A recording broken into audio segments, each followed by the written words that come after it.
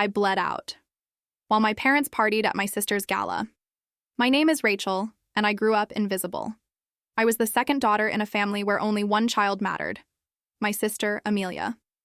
From the moment she was born, she was the center of my parents' universe. Amelia was the prodigy, beautiful, graceful, with a voice that could melt a room.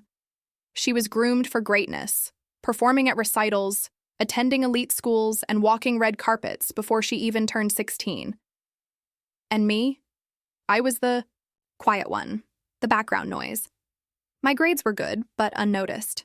My achievements, overlooked. My birthdays, often forgotten, because Amelia had a concert or a gala the same week. By the time I was 18, I had accepted it.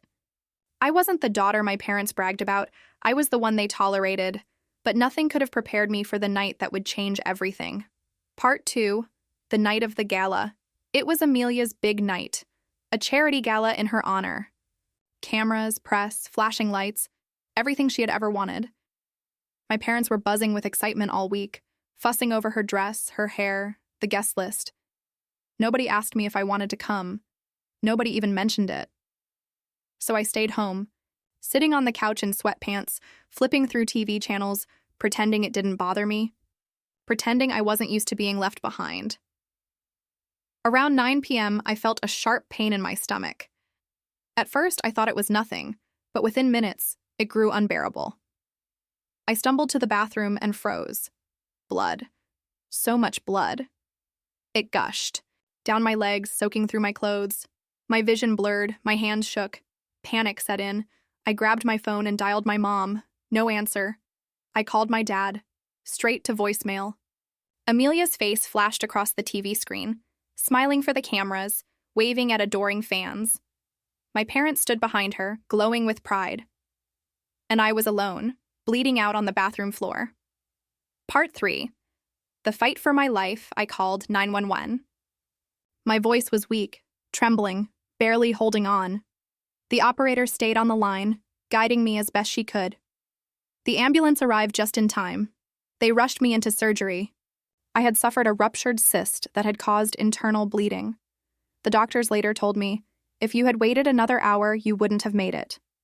When I woke up in the hospital, there were no flowers, no balloons, no worried parents by my bedside. I checked my phone. Not a single missed call, not one message. Instead, my feed was full of photos from Amelia's gala. My parents smiling. Amelia holding a trophy. Everyone celebrating. And me? Forgotten. Again. Part 4. The cold morning. After the next day, my parents finally showed up. My mother breezed into the hospital room, still wearing last night's gown. Her makeup smudged. My father followed, looking irritated. "Why didn't you tell us?" my mother demanded. "I did," I croaked, my throat dry. "I called. You didn't answer." She rolled her eyes. "Rachel, you know last night was important. Amelia needed us." I stared at her in disbelief. I almost died. But all my father said was, "Well, you didn't. So let's not be dramatic." In that moment, something inside me snapped. I realized I wasn't their daughter. Not really. I was just a shadow they tolerated while they worshipped the star they created. And I decided I was done. Part 5. Walking away. The day I left the hospital, I packed my bags. No goodbyes, no explanations, just silence.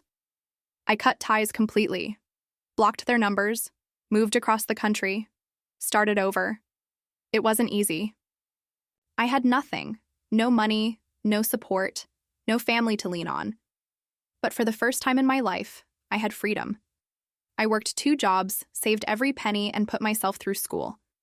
I studied medicine, driven by the memory of the night I nearly died alone. Years passed. Slowly, I built a career. I became a trauma surgeon, the kind of doctor who fought to give patients the chance I was almost denied.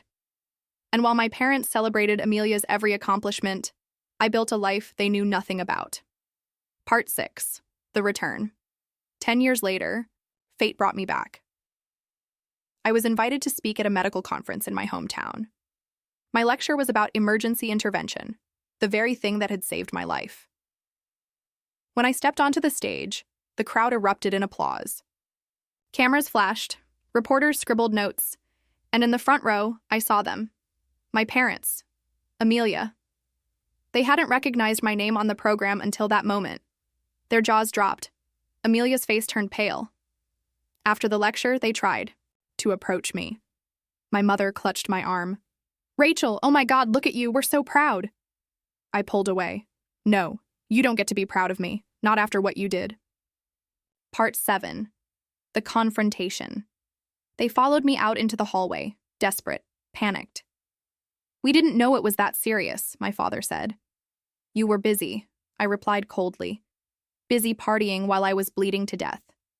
Amelia stepped forward, her voice trembling. "Rachel, I didn't know. I never wanted—" I cut her off. "You didn't care. None of you did. I begged for help and you ignored me. You left me to die so you could smile for cameras." Their faces went pale. People nearby turned to look. The humiliation washed over them like a wave. I stared at them one last time. "I survived without you. I built a life without you. And from now on, you don't exist to me." Part 8. The final revenge. I walked away, leaving them frozen in the middle of the crowded hallway. The story spread. People whispering about how Amelia's perfect family had abandoned their daughter, how the forgotten child had risen higher than all of them. My parents stopped being invited to galas. Amelia's glow dimmed under the shadow of the truth. And me? I thrived. I healed. I saved lives. The night I nearly bled out on that bathroom floor, I thought I had lost everything. But in reality, I had gained something far greater: the strength to walk away, and the power to never look back.